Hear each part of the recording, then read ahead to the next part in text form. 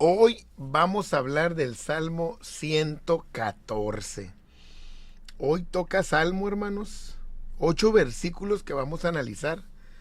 Las maravillas del Éxodo. Este es nuestro Salmo 93 que comentamos.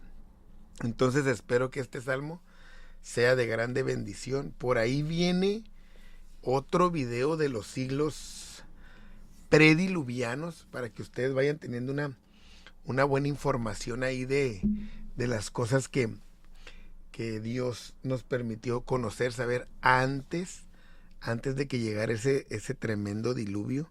Entonces vamos a estar viendo ahí siglo 32, cuando ya está por este mundo Lamec, ¿no? Bueno, entonces Salmo 114. Cuando salió Israel de Egipto, la casa de Jacob del pueblo extranjero. Entonces el salmista se remonta a ese tiempo donde Israel estuvo en Egipto mucho tiempo esclavo. Llegaron como amigos, con José encabezando a este grupo de familia. Terminaron esclavos.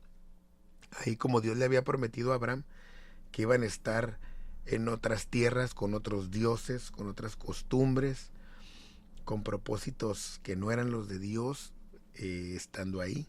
Entonces salieron de esos dioses ajenos para ir a donde Dios los tenía.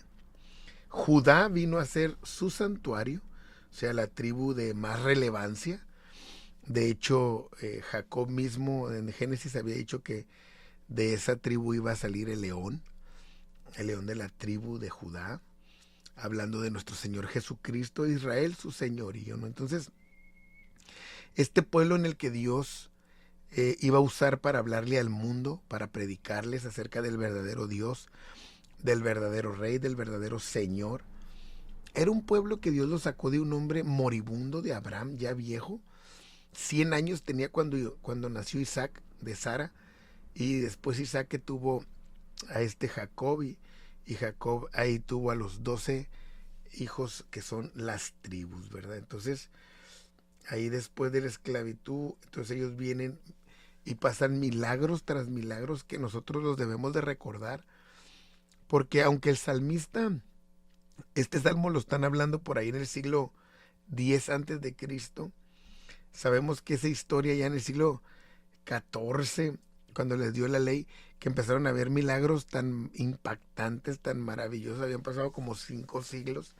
De esto él también lo recuerda. Dice que el mar lo vio y huyó.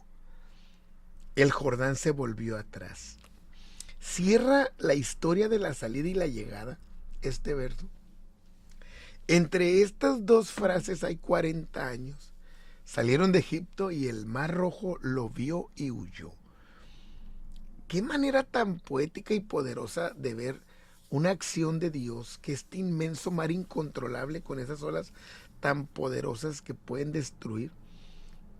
¿Qué vio el mar? A su creador, a su rey, y huyó. Cuando el Señor le dijo, detente aquí y allá, eso es lo que hizo el mar. Se detuvo obediente al creador. Y cuando llegan a la tierra prometida, que está desbordado el Jordán, y que Dios le dice a Josué que van a entrar, aunque está así después de 40 años, en el peor momento de su cauce, el Jordán, que vio también que se volvió atrás, con aquella fuerza de bajada, con aquel impetuoso río que viene con toda su fuerza y que destruye todo a su paso, volvió atrás. Cuando vio la presencia temible de Dios. Aún la naturaleza misma, nos predica, son un ejemplo vivo de lo que Dios nos ha dejado plasmado en la palabra. Los montes saltaron como carneros, ligeritos, los collados como corderitos. Hablando del Sinaí, cuando fue ese epicentro de la presencia de Dios, que ese Sinaí temblaba, así como yo creo que tembló el Ararat cuando llegó el arca, así como tembló el Carmelo cuando cayó fuego del cielo, como corderitos, es decir, ligeritos, llenos de alegría. que nosotros lo vemos inmovible, ¿no? Las montañas, los cerros son impresionantes. Aquí en Tijuana no hay muy grandes, solo está el Cerro Colorado. Pero cuando vas a otras partes, hablando del país, miras montañas muy grandes, gigantes, por mencionar algunas en Monterrey, ¿no? Impactantes.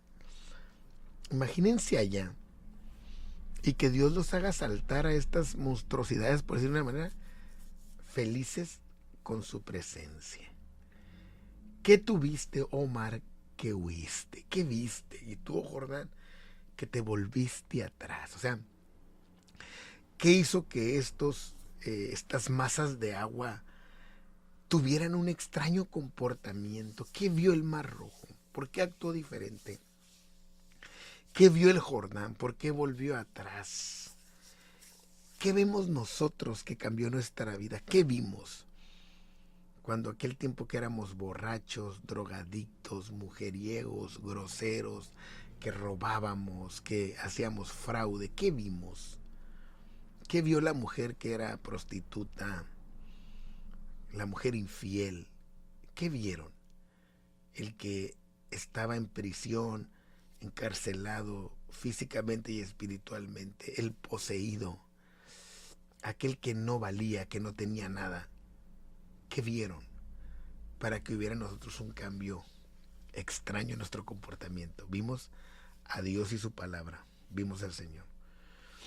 Oh montes, ¿por qué saltaste como carneros y vosotros collados como corderitos? Porque vieron la impresionante voz y presencia de Dios. Por eso nosotros hemos cambiado. No nos pudo haber cambiado nada. Nada. Porque muchas cosas pueden llegar a tu mente, a tu intelecto. Pero ¿qué vimos para cambiar? Antes no hablamos de Dios, ahora hablamos de Dios. Antes no le cantábamos a Dios, ahora le cantamos a Dios. Antes no pensábamos en cosas de Dios, ahora sí. ¿Qué vimos? ¿Por qué huimos de la otra vida? ¿Por qué nos gozamos como corderitos? Porque, dice el verso 7, a la presencia de Jehová tiembla la tierra, a la presencia del Dios de Jacob. Ahí está la respuesta. ¿Por qué ellos actuaron de manera extraña? Porque estaba la presencia de su Creador. Y a la presencia de Jehová tiembla toda la tierra. El cual cambió la peña en estanques de aguas y en fuente de aguas la roca. Lo hizo para Israel 2 veces. No había en el desierto agua. Él se la sacó para que bebieran todos. ¿Qué pasó con nuestro corazón de piedra?